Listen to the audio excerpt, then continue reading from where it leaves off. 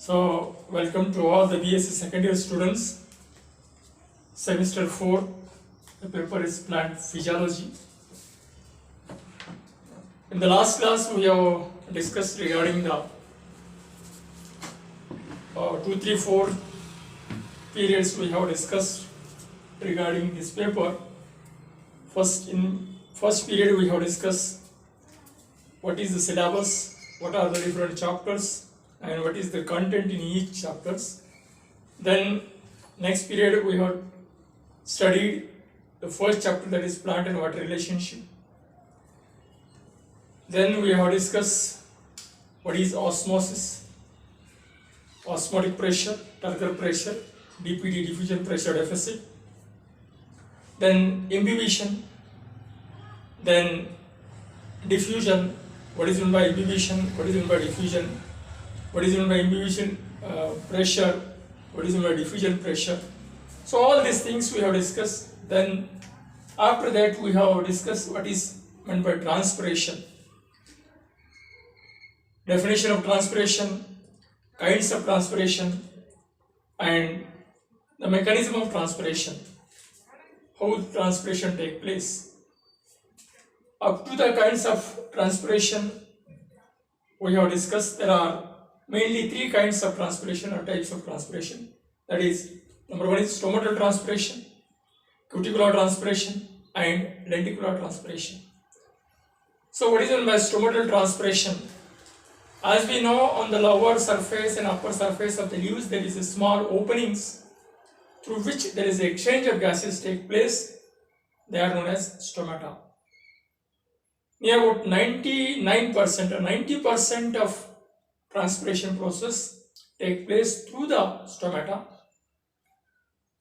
Then another type of transpiration which is occur in plants, a certain extent, a certain amount of transpiration is also take place through the cuticle. What is where the cuticle is present on upper surface and lower surface of the epidermis of leaves. There is a layer that is known as cuticle. Through the cuticle, a certain amount of transpiration process take place. Therefore, it is known as cuticular transpiration. Now, third type of transpiration is lenticular transpiration. So, before going to the lenticular transpiration, to define the lenticular transpiration, what are the lenticels? As we know, in leaves and stems, just below the upper epidermis, there are certain loosely arranged cells. Loosely arranged cells, they are known as lenticels. So these lenticels are also responsible for to release the water in the form of water vapors. Therefore, it is known as lenticular transpiration. So these are the three kinds of transpiration take place in plants. Now, another aspect of this process of transpiration is the mechanism of transpiration. How the transpiration take place, which process or what are the different parts involved, or what are the different processes involved during the process of transpiration. So before going to the process of or mechanism of transpiration, first of all you have to understand the structure of stomata. So the stomata are made up of from two bean-shaped or kidney-shaped cells, a double layer wall, kidney-shaped cells. The stomata are made up of from two kidney-shaped or bean-shaped cells which are having a central prominent nucleus and large amount of chloroplast. These two bean-shaped cells or kidney-shaped cells which are surrounded by another type, a special type of cells, they are known as subsidiary cells. Subsidiary cells. So this is a small opening of the stomata. There is a small opening of stomata. So when you take the transverse section of the leaf, we will find upper epidermis and lower epidermis. Upper epidermis and lower epidermis. On lower epidermis, there is a presence of stomata. At the center of leaf, while taking the transfer section of the leaf, at the center of the leaf, there is a vascular bundles where the xylem cells are there. Whatever the water content, whatever the water content is there in the xylem cells,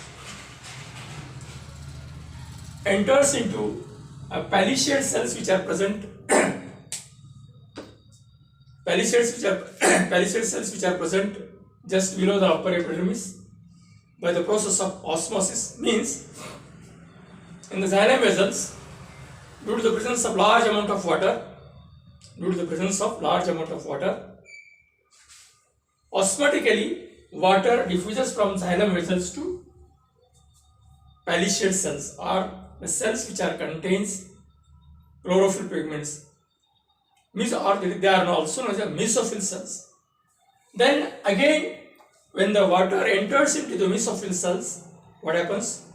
The osmotic pressure of the mesophyll cell decreases when compared to storage or spongy cells which are present just below the mesophyll cells.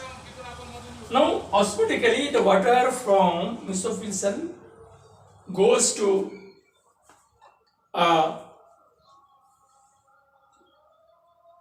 a cell which are present just below the mesophyll cells or spongy cells or intercellular phase. Now, from the cells from intercellular space, so just above the stomata, there is a presence of different type of cells. Their osmotic pressure decreases, and ultimately, what happens here? The water is get converted into vapors, and whatever the vapors which are collected just above the stomata releases through the stomata. And as we know, during day period the stomata are open, and during night period the stomata are closed. Means during night period there is no transpiration process. So how these opening and closing of stomata take place, or which factors regulates the opening and closing of stomata? Opening and closing of stomata. So there are different theories have been postulated or given by different scientists. In that, there are two important theories, that is starch sugar interconversion theory and potassium ion concentration theory are most accepted one, which proves the opening and mechanism of opening and closing of stomata. So for that, the basic concept, the basic mechanism which is involved during opening and closing of stomata is, during day period, the pH of guard cell is high. Due to the high pH, the starch which is present in the guard cells get converted into glucose in the presence of a specific enzyme which are responsible for to convert starch into glucose.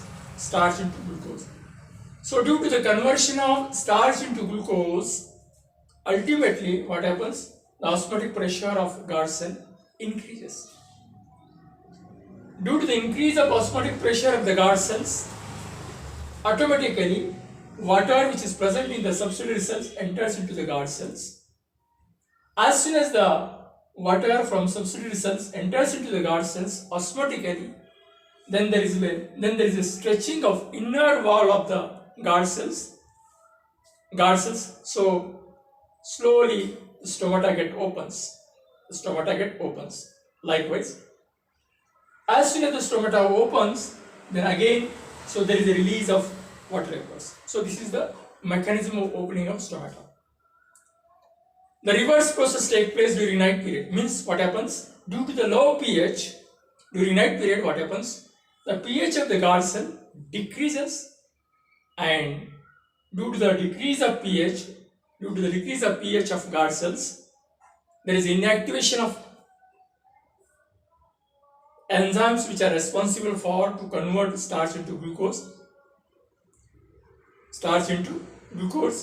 So there will be again reverse process take place. The glucose is converted into starch, and due to the conversion of glucose into starch, ultimately what happens, the water which is present in the guard cells osmotically came back to the subsidiary cells, and the guard cells become flaccid. The guard cells become flaccid due to the flaccid nature of the guard cells, and ultimately automatically the stomata get closed. The stomata get closed. So in this way, there is a mechanism of opening and closing of stomata. There is a mechanism of opening and closing of stomata. So this is the process where there is an opening and closing of stomata, the mechanism of opening and closing of stomata, or the mechanism of transpiration. So whatever the theories which are proposed or accepted one in that is the starch sugar interconversion theory.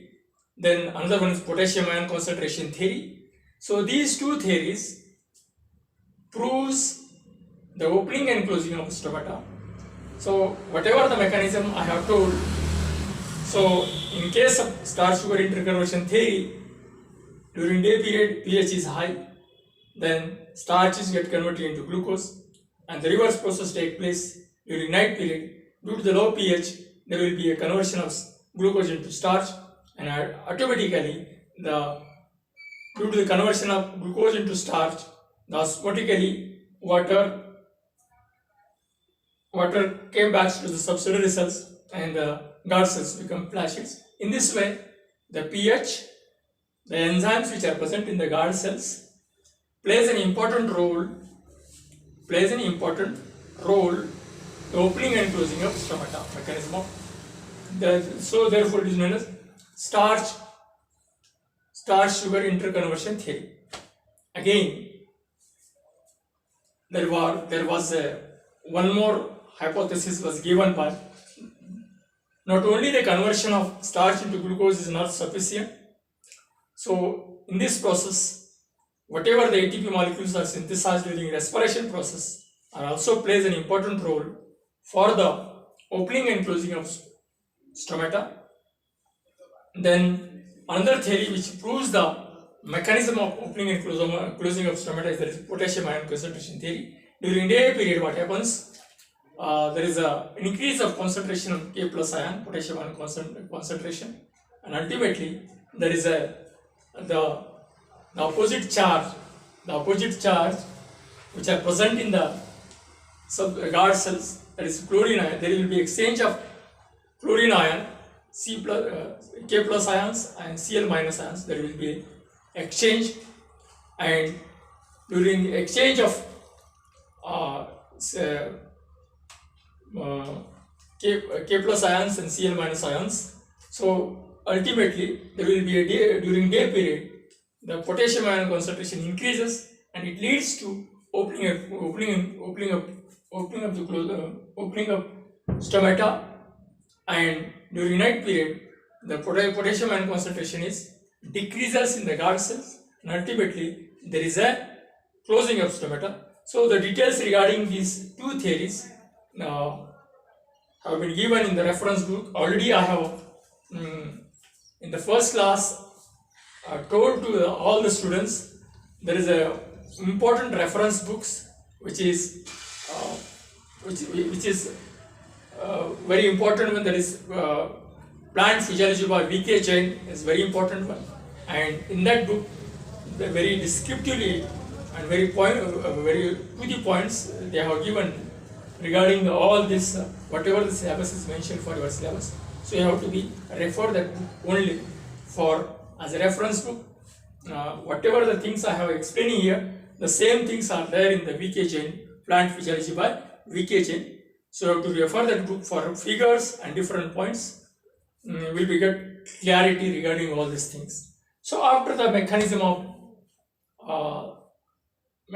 transpiration, you have to be what is meant by anti-transpiration. Then which are the factors responsible for temperature, light, humidity, then pH,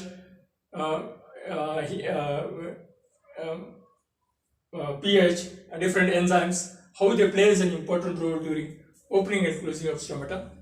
These things are also they have been mentioned. With this, I have completed the first chapter, that is plant and water relationship. After that, the one more chapter which is included in these units, that is absorption of water and absorption of minerals. Absorption of water, mechanism of absorption of water, mechanism of absorption of minerals. And then after that, there is one more things here that have been mentioned, that is macronutrients and micronutrients. What are the macronutrients or plant nutrients? What are the different types of plant nutrients? Which are the macronutrients? Which are the micronutrients? So these things are very important one. After that, we are going to be dealing about the process of photosynthesis, then respiration, then growth regulators. Though these three chapters, that is photosynthesis, respiration, and growth regulators, are very, very important. So details regarding this we are going to discuss in coming periods. Okay, thank you. What I know.